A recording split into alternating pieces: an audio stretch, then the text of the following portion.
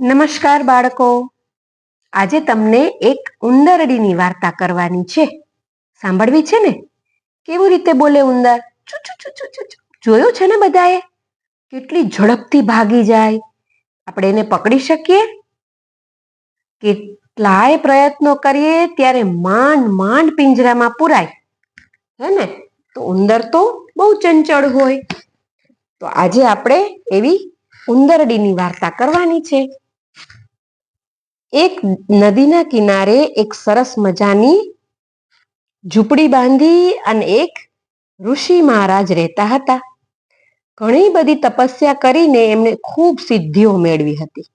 આસપાસના લોકો એમને બહુ જ મોટા તપસ્વી તરીકે ઓળખતા હતા.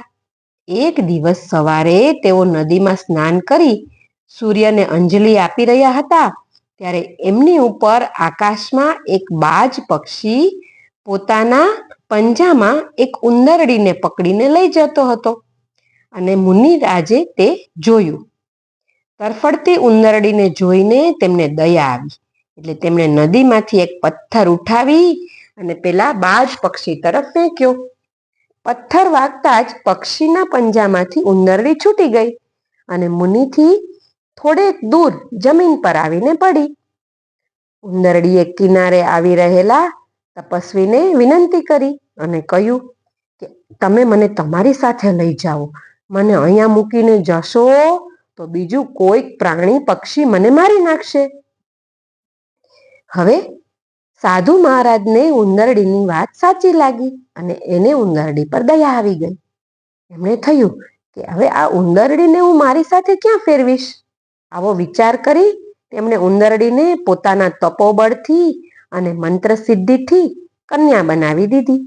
એક સરસ મજાની છોકરી બનાવી દીધી અને પછી પોતાની ઝૂંપડીમાં લઈ ગયા અને પોતાની પત્નીને કહ્યું કે આ કન્યા છે, આપણે ત્યાં કોઈ સંતાન નથી, તો આ કન્યાને દીકરી તરીકે તમે ઉછેર કરો. ઋષિના પત્ની દીકરીને જોઈને ખૂબ ખુશ થઈ ગયા. કન્યા પણ ઋષિ અને એના પત્નીને માતા પિતા માની તેમની સાથે રહેવા લાગી. આમ કરતા કરતા કરતા છોકરી મોટી થઈ ગઈ. એક દિવસ ઋષિના પત્નીએ કહ્યું, સ્વામી, હવે આને પરણાવવી જોઈએ. આને માટે સારામાં સારો વર શોધી કાઢવો જોઈએ. ઋષિ મહારાજે કહ્યું, આપણે આ પુત્રીના હું સૂર્યદેવને અર્પણ કરવા ઈચ્છું છું. એમના જેવો તેજસ્વી અને પ્રભાવશાળી બીજું કોણ છે? આમ વિચારી તેમણે સૂર્યદેવનું ધ્યાન ધર્યું અને તેમને બોલાવ્યા. ઋષિ મહારાજે કન્યાને બોલાવી અને સૂર્યદેવને બતાવ્યા. પછી પૂછ્યું, બેટા, તને આ પતિ તરીકે સ્વીકાર્ય છે? પેલી છોકરી નાક ચડાવતા બોલી, આ તો બહુ ગરમ અને બહુ દજાડે. આનો તો જુઓ કેટલો બધો પ્રકાશ છે. મારી તો આંખો અંજાઈ જાય. મારા માટે તો આનાથી શ્રેષ્ઠ હોય ને એવો વર શોધો.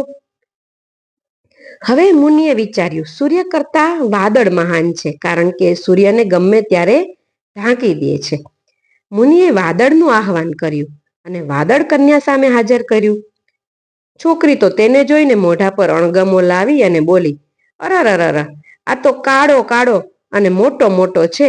ઘડીકમાં આમ નાનો થઈ જાય, ઘડીકમાં આમ લીટો થઈ જાય. આવો વર મને ના ગમે.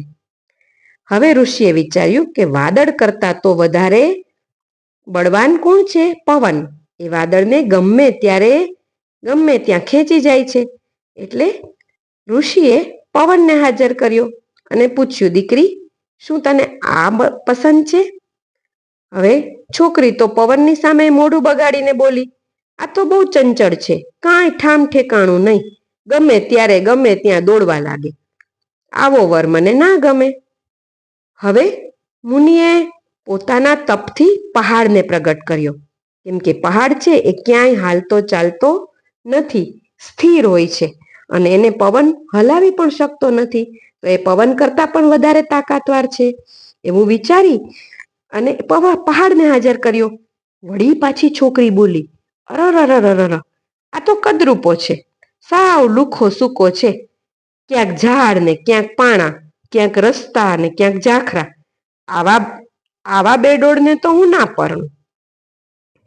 હવે મુનિ વર મૂંઝાઈ ગયા. એણે પહાડને પૂછ્યું, પર્વતરાજ, તમારા કરતા વધારે બળવાન કોણ છે? એટલે પહાડ બોલ્યો, ઋષિવર, મારાથી વધારે તાકાતવાન તો ઉંદર છે, કેમ કે મારા મજબૂત દેહને પણ ચારે બાજુથી ખોદી ખોદીને કાણાવારો કરી દે છે. મુનિએ અંતે ઉંદરને બોલાવ્યો.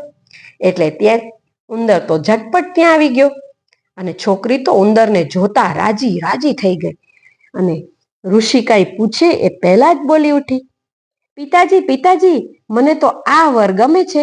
કેવો સરસ ચંચળ છે, કેવો આમથી તેમ કૂદે છે. જુઓ તો ખરા એની પૂંછડી કેવી સરસ છે. જુઓ તો ખરા, સાંભળો તો ખરા, કેવું સરસ ચૂંચું ચૂંચું બોલે છે. અને જુઓ તો ખરા, આવડા મોટા પહાડના કાણા પાડી દે છે. આ તો બહુ બળવાન છે. પિતાજી, મને તો આ જ વર ગમે છે. હવે ઋષિ મુનિ સમજી ગયા કે વ્યક્તિને ગમે તેટલું ઉત્તમ મળે, પણ તે પોતાના મૂળ સ્વભાવને ક્યારેય જતો કરી શકતું નથી. ઋષિ મુનિએ ફરી પાછી છોકરીને ઉંદરડી બનાવી દીધી અને ઉંદરની સાથે પરણાવી અને વિદાય કરી દીધી. બાળકો, આપણે વાર્તામાંથી શું શીખ્યા? કે જેનો સ્વભાવ જેવો હોય એવા જ વ્યક્તિને પસંદ કરી શકે છે. મૂળભૂત સ્વભાવ છે એ ક્યારેય બદલાતો નથી.